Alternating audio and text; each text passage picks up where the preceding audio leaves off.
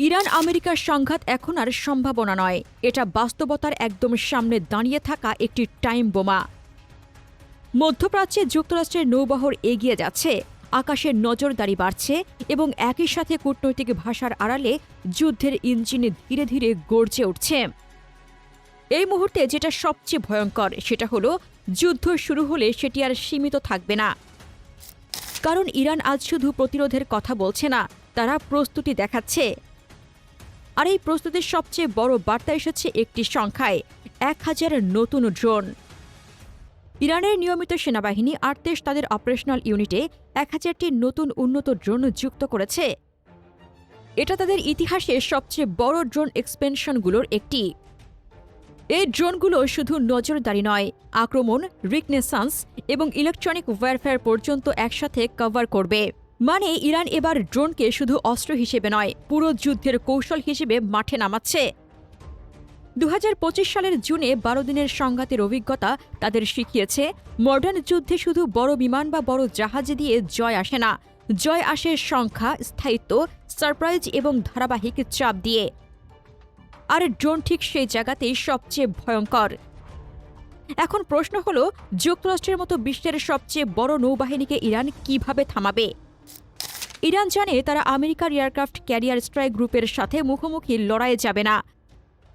তাদের যুদ্ধ হবে অ্যাসিমেট্রিক, অর্থাৎ সরাসরি শক্তির প্রতিযোগিতা নয়, শত্রুর দুর্বল জায়গায় আঘাত করে যুদ্ধকে ব্যয়বহুল করে তোলা। ইরানের ড্রোন বাহিনী এই কৌশলের প্রথম ঢেউ হতে পারে। কারণ ক্যারিয়ার স্ট্রাইক গ্রুপ যত শক্তিশালী হোক, তারা একসাথে হাজার হাজার ছোট লক্ষ্যবস্তু সামলাতে গেলে প্রতিরক্ষায় চাপ পড়ে, এটাই স্বাভাবিক। রাশিয়া ইউক্রেন যুদ্ধে বিশ্ব দেখেছে ড্রোন কিভাবে যুদ্ধের ভাষা বদলে দিয়েছে। আগে যুদ্ধ মানে ছিল ট্যাঙ্ক বনাম ট্যাঙ্ক, জেট বনাম জেট। এখন যুদ্ধ মানে আকাশে ছোট ছোট ড্রোন, যেগুলো কম খরচে বড় ক্ষতি করতে পারে। আর এই ড্রোন যুদ্ধের সবচেয়ে বড় ইকোনমিক শক হল ড্রোনের দাম কম, কিন্তু প্রতিরোধের দাম অনেক বেশি। একটা ড্রোন আটকাতে কোটি ডলারের ইন্টারসেপ্টর খরচ হয়। এই অসম ব্যয় ইরানের সবচেয়ে বড় স্ট্র্যাটেজিক সুবিধা। ইরানের ড্রোন কৌশল শুধু আকাশে উড়ে হামলা করা নয়, এটা একটা পূর্ণাঙ্গ কিল চেইন।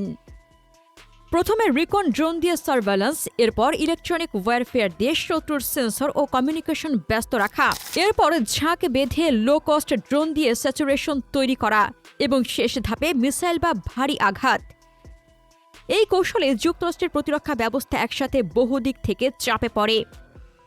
বিশেষ করে পারস্য উপসাগর ও হরমুজ প্রণালীর মতো সংকীর্ণ এলাকায় যুদ্ধ হলে এখানে প্রতিক্রিয়ার সময় কম আর ভুলের সুযোগও কম। এই উত্তেজনার মধ্যে ইরানের সর্বোচ্চ নেতা আয়াতুল্লাহ আলী খামেনির বক্তব্য স্পষ্ট বার্তা দিয়েছে। তিনি বলেছেন, যুক্তরাষ্ট্র হামলা চালালে তা আঞ্চলিক সংঘাতে রূপ নিতে পারে বলে সতর্ক করেছেন ইরানের সর্বোচ্চ নেতা আয়াতুল্লাহ আলী খামেনি। ইরানের চারপাশে যুক্তরাষ্ট্রের ব্যাপক সামরিক উপস্থিতিকে ঘিরে সৃষ্ট উত্তেজনাকর পরিস্থিতির মাঝে এই হুঁশিয়ারি দিয়েছেন দেশটির সর্বোচ্চ নেতা। খামেনি আরও বলেন, ট্রাম্প নিয়মিতই বলেন তিনি রণতরী এনেছেন, কিন্তু ইরানি জাতি ভয় পায় না। ইরান হামলার সূচনাকারী হতে চায় না, কিন্তু কেউ আক্রমণ করলে তারা শক্ত আঘাত হানবে। এই বক্তব্য আসলে কূটনৈতিক কথা নয়, এটা ডিটারেন্স মেসেজ। ইরান বুঝিয়ে দিচ্ছে তারা ভয় দেখিয়ে থামবে না, বরং আঘাত এলে প্রতিশোধ হবে দ্রুত, ব্যাপক এবং বহুমুখী। এদিকে রিপোর্ট অনুযায়ী মধ্যপ্রাচ্যে যুক্তরাষ্ট্রের সামরিক উপস্থিতি দ্রুত বাড়ছে। বর্তমানে মার্কিন নৌবাহিনীর একাধিক ডেস্ট্রয়ার, একটি বিমানবাহী রণতরী এবং লিটোরাল কমব্যাট শিপ মোতায়েন রয়েছে। ট্রাম্প নিজেও বিশাল নৌবহর এগিয়ে নেওয়ার কথা প্রকাশ্যে বলেছেন। এই ধরনের ডিপ্লয়মেন্ট সাধারণত শুধু সতর্ক বার্তা নয়, এটা অপারেশনাল প্রস্তুতি। যুদ্ধ হলে প্রথম ধাক্কা আসতে পারে ইরানের সামরিক স্থাপনা, drone factory, command centre, air defence site এবং পারমাণবিক অবকাঠামোর ওপর। এবং আলোচনা হচ্ছে এই হামলা আইআরজিসির শীর্ষ নেতৃত্ব টার্গেট হতে পারে, যাকে বলা যায় ডিক্যাপিটেশন স্ট্রাইক, মাথা কেটে দিয়ে দেহকে অচল করা। কিন্তু এখানেই সবচেয়ে বড় ভুলটা যুক্তরাষ্ট্র করতে পারে, ইরানকে ভেতর থেকে ভেঙে পড়বে ভেবে নেওয়া। ইরানের যুদ্ধ কৌশল এখন আর এক লাইনের নয়। তাদের কাছে আছে drone, ballistic missile, cruise missile, নো মাইন, ছোট সাবমেরিন, ফাস্ট অ্যাটাক বোট এবং আঞ্চলিক প্রক্সি নেটওয়ার্ক। মানে হামলা হলে প্রতিশোধ শুধু ইরান থেকে আসবে না, ইরাক, সিরিয়া, ইয়েমেন, লেবানন পর্যন্ত বিভিন্ন ফ্রন্ট সক্রিয় হয়ে উঠতে পারে। আর তখন যুদ্ধ এক দেশ বনাম এক দেশ থাকবে না, এটা হয়ে যাবে আঞ্চলিক আগুন। আরেকটি বড় বাস্তবতা হলো আরব দেশগুলো এখন আর আগের মতো সহজে যুক্তরাষ্ট্রকে সহায়তা করতে চাইছে না। সৌদি আরব এবং সংযুক্ত আরব আমিরাত স্পষ্ট করে জানিয়েছে তারা ইরানের বিরুদ্ধে কোনো অভিযানে নিজেদের আকাশসীমা বা জলসীমা ব্যবহার করতে দেবে না, কারণ তারা জানে ইরান প্রতিশোধ নিলে প্রথম আঘাত তাদের ঘাড়েই আসবে। যুক্তরাষ্ট্রের ঘাঁটি, runway, fuel depot, command post সবই ইরানের রেঞ্জের মধ্যে। এই কারণে যদি যুদ্ধ শুরু হয়, আমেরিকাকে অনেক বেশি সি বেসড এবং লং রেঞ্জ অপারেশনে যেতে হবে। আর এখানে ইরানের ড্রোন আবার বড় ফ্যাক্টর হয়ে দাঁড়ায়, কারণ ড্রোন দিয়ে সমুদ্রপথ নজরদারি, টার্গেট ট্র্যাকিং এবং হামলার সুযোগ তৈরি করা যায়। সবচেয়ে ভয়ঙ্কর হলো এই ড্রোন বাহিনী ইরানকে স্কেলেবল রেসপন্স দিতে পারে।